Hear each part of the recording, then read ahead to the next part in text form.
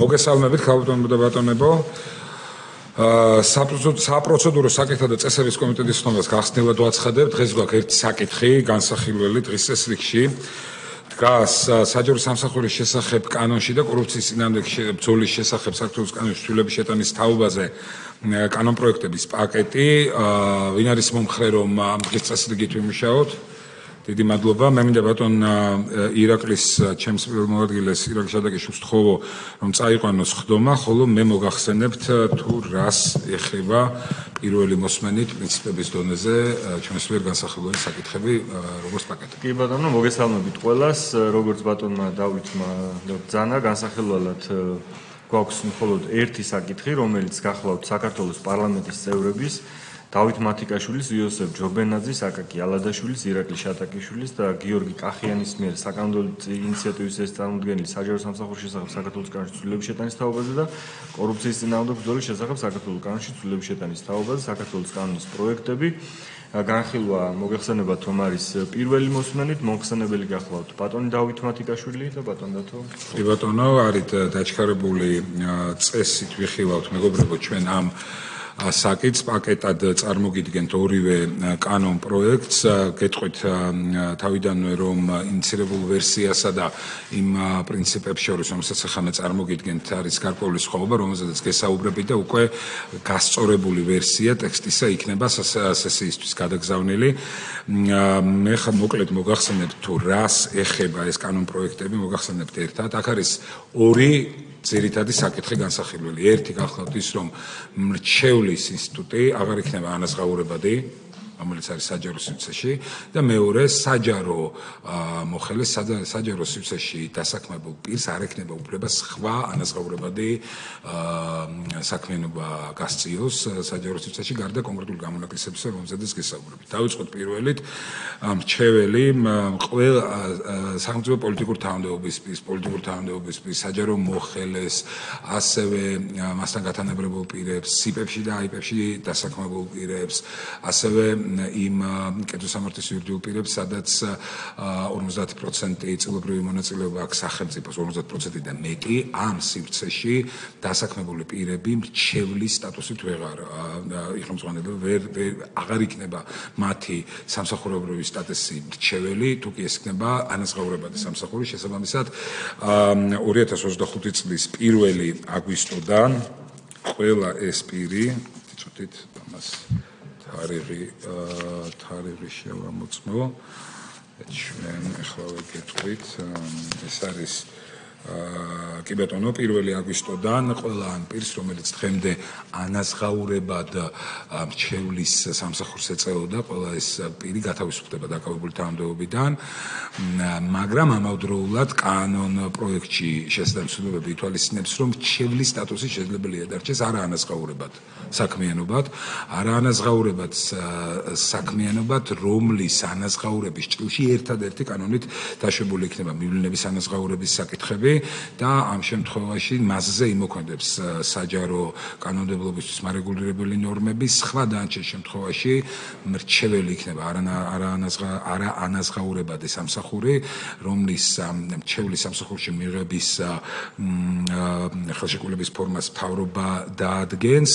ამასთანავე მრჩეველთან მიმართებით ყველა ის მრჩევლის სამსახურში მიღებისას ყველა ის ნორმა, რომელიც საჯარო მოხელეს დღემდე ეხება, ასევე იქნება ძალაში, თუმცა მისი სამსახური იქნება არაანაზღაურებადი. ერთ საჯარო დაწესებულებაში პირს მხოლოდ სამსახურის მოუწდენლად შეიძლება მრჩევლის ფუნქცია შეასრულოს, ანუ შესაძლებელია იყოს საჯარო მოსამსახური, მაგრამ ამავდროულად იყოს იმავე საჯარო დაწესებულებაში მრჩეველი.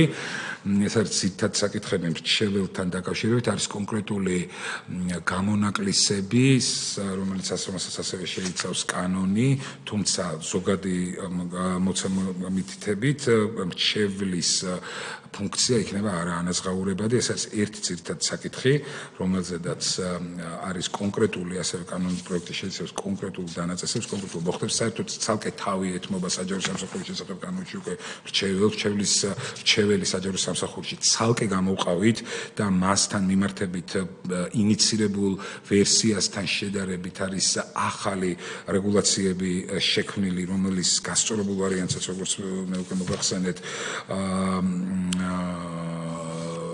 სასიო სხდომაზე იქნება ჩვენს მიერ გადაგზავნილი. აქ არის ასევე შეიძლება დაზუსტდეს კიდევ ამოქმედების ვადები და წესი, თუმცა არსებული, როგორც უკვე გითხარით, 1 აგვისტოდან მოხდება მათი განთავისუფლება დაკავებული თანამდებობიდან, ხოლო 1 აგვისტოს შემდგომ დადგინდება უკვე როგორც არაანაზღაურებადი თანამდებობა, ისე რჩევლის სამსახურში, მსახურებაში ყოფნის შესაძლებლობა, რაც შესაძლებელია იყოს გათვალისწინებული კანონით. ძალიან მნიშვნელოვან ცვლილებას შეიცავს საჯარო სამსახურის შესახებ ასევე კანონი. აქ არის რჩევლის განმარტება მოცემული, თუ შეიძლება იყოს რჩეველი, ამ შემთხვევაში როგორც არაანაზღაურებადი თანამდებობის მქონე პირი, თუმცა მის გარდა ყველაზე მნიშვნელოვანი რაც არის ამ კანონპროექტში არის ის, რომ საჯარო სისტემაში დასაქმებულ პირს აღარ ექნება უფლება პარალელურად იყოს სხვა ანაზღაურებადი თანამდებობის მქონე პირი მთელ სისტემაში. აქ არის გარკვეული გამონაკლისები, რომელსაც ადგენს კანონი. ერთი ეს არის, რომ აკადემიურ საქმიანობას შესაძლებელია ეწეოდეს და ამ შემთხვევაში არის გათვალისწინებული პირადად უფროსის ან შესაბამისად უფლებამოსილი პირის თანხმობა. ამ შემთხვევაში ასევე ადმინისტრაციული ხელშეკრულებით დასაქმებული პირი ვერ სხვა საჯარო სისტემაში სხვა თანამდებობას ანაზღაურებაც ვერ დაიკავებს. შრომითი ხელშეკრულებით დასაქმებულ პირს ექნება უფლება კერძო სისტემაში დასაქმდეს, თუმცა ამ შემთხვევაში ხელმძღვანელის ან შესაბამისად უფლებამოსილი პირის თანხმობით. ამ მთლიან მოცემულებაში იგულისხმება საჯარო სამსახური, მასთან გათანაბრებული სამსახური, სიპები, აიპები, ასევე მუნიციპალიტეტის მიერ დაარსებული კერძო სამართლის დაარსებული იურიდიული პირები, სადაც 50%-დან მეტს წარმოადგენს სახელმწიფოს მონაწილეობა. არის მთელი ეს, ასე ვთქვათ, მთლიანი რესურსი, რომელის შესახებაც ახლა გესაუბრებით. გამონაკლისებს რაც შეეხება, გამონაკლისი ეს არის წამით და ჩავიკითხავ ამ გამონაკლისებს ხდში. ეს არის შემოქმედებითი სასპორტო ეს რენი გახლავთ ახლავე გეტყვით. ეს არის შემოქმედებითი ასე ეს არის შემოქმედებით სამეცნიერო, პედაგოგიური, სპორტული და საქართველოს თავდაცვის ძალების რეზერვში საქმიანობა, რომელიც ასევე არის გამონაკლისების სახით დადგენილი, სადაც არის დაშვებული კანონის მიერ შესაძლებლობა ოფცია, რომ იყოს ასევე იქ დასაქმებული პირი, თუმცა ამ შემთხვევაში თანხმობა თანამდებობრივი პირის არის აუცილებელი. ასევე მთავრობას ეძლევა შესაძლებლობა, რომ შექმნას ეგრეთ წოდებული დეფიციტური პროფესიების სია, რომელზედაც არ გავრცელდება ეს კანონი, ასევე იმ უწყებების ჩამონათვალი, რომელზედაც არ გავრცელდება ეს კანონი, იმიტომ რომ მოგეხსენებათ არის სპეციფიური დანიშნულების უწყებები, სადაც მნიშვნელოვანია, რომ კანონის ეს დანაწესი იყოს, ასე ვთქვათ, არ მოქმედებდეს, იმიტომ რომ წინა შემთხვევაში ამ უწყებების საქმიანობა იქნება ძალიან გართულებული. ასევე, როგორც უკვე მოგახსენეთ, მთავრობა მრჩეველთათვის არაანაზღაურებადი სამსახურის მრჩევლისათვის დაადგენს შესაბამის ხელშეკრულების ფორმას, რომელიც იქნება დაპირის დასაქმებისთვის აუცილებელი. პრინციპში ეს არის სულ ხო ძალიან მნიშვნელოვანი დანაწესი ასევე რომელსაც ითვალისწინებს საჯარო სამსახურის შესახებ კი არა და კორუფციის წინააღმდეგ ბრძოლის შესახებ კანონი თუ კი აღმოჩნდება რომ ამ კანონის დადგენილი შეზღუდვების მიუხედავად პირი მაინც არის დასაქმებული ორ ანაზღაურებად სამსახურში ამ კანონის რეგულაციების საწინააღმდეგოდ ის ვალდებული იქნება გათავისუფლდეს ორივე სამსახურიდან 2 წლის განმავლობაში მასზე აეკრძალება სხვა საჯარო სამსახურში დასაქმების უფლება და რაც ხელფასის სახით მიიღო ანუ რა ანაზღაურებაც მიიღო ამ პერიოდში სანამ ის არ ღვევდა კანონის არსებულ დანაწესს ვალდებული იქნება რომ ეს ყველაფერი დააბრუნოს უკან ეს არის საკმაოდ ასე ვთქვათ მკაცრი თუმცა ძალიან მნიშვნელოვანი და ადეკვატური ღონისძიებები რაც ოპტიმიზაციის მნიშვნელობიდან გამომდინარე არის სასურველის და სავალდებულო საჯარო